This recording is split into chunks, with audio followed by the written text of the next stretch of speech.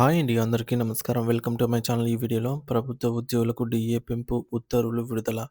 దీనికి సంబంధించిన పూర్తి వివరాలు వీడియోలో తెలుసుకుందాము. వీడియో అయితే ఎక్కడే కానీ స్కిప్ చేయకుండా ఎండ్ వరకు చూసేయండి. అప్పుడే ఇన్ఫర్మేషన్ పూర్తిగా అర్థమవుతుంది.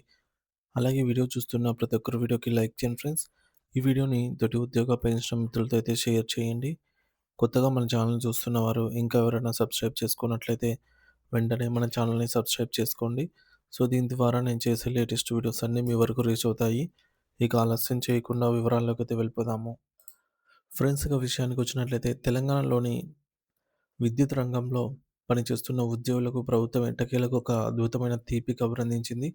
విద్యుత్ ఉద్యోగులకు ఏకంగా 17.6% డీఏ ఖరారు చేస్తూ ఉన్నతాధికారులు పంపిన ప్రతిపాదనలకు గౌరవనీయ డిప్యూటీ సీఎం బట్టి విక్రమార్క గారు గ్రీన్ సిగ్నల్ ఇచ్చారు.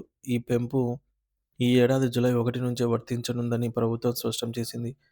ఈ మేరకు అధికారికంగా ఉత్తర్వులు కూడా వెలువడటంతో విద్యుత్ సంస్థల పరిధిలో పనిచేస్తున్న సుమారు 71,387 మంది రెగ్యులర్ ఉద్యోగులు, ఆర్టిజన్లు మరియు పెన్షనర్లకు భారీ ఆర్థిక ప్రయోజనం చేకూరనుంది. పెరుగుతున్న నిత్యావసర ధరల నేపథ్యంలో ఈ 17.6% డీఏ పెంపు వారి జీతాల్లో మరియు పెన్షన్లలో గణనీయమైన మార్పు తీసుకొస్తుందని, ఇది వారికి ఒక గొప్ప ఊరట అనైతే చెప్పవచ్చు.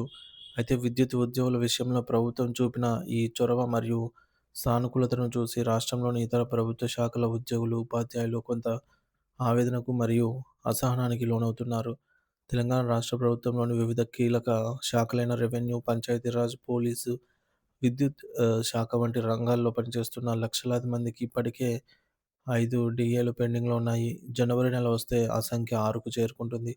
విద్యుత్ రంగం అనేది కార్పొరేషన్ల ద్వారా నడుస్తున్నప్పటికీ అంతిమంగా వీరు అందరూ ప్రభుత్వ సేవలోనే భాగమని ఉద్యోగ లోకం భావిస్తోంది. ఒకే రాష్ట్రంలో ఒకే వర్గానికి భారీగా డీఏ ఇచ్చి మిగిలిన వారికి సంవత్సరాల తరబడి పెండింగ్‌లో పెట్టడం వల్ల ఉద్యోగుల్లో అసమానతలు పెరిగి ప్రభుత్వంపై నెగటివిటీ పెరిగే ప్రమాదం ఉంది. ముఖ్యంగా ఉపాధ్యాయులు, పోలీసులు మరియు ఇతర సాధారణ ప్రభుత్వ సిబ్బంది రాష్ట్ర స సర్వంతో ముఖాభివృద్ధితో కోసం అహర్నిశలు శ్రమిస్తున్నారు. వారికి రావాల్సిన పాత బకాయిలు, పెండింగ్ డీఏలు మరియు పీఆర్సీ నివేదిక కోసం వారు కళ్ళు కాయలు కాసేలాగా ఎదురుచూస్తున్నారు. విద్యుత్ ఉద్యోగులకు 17.6% డీఏ ప్రకటించిన తర్వాత ఇతర ఉద్యోగుల్లో కూడా మాకెప్పుడనే చర్చ తీవ్రంగా మొదలైంది.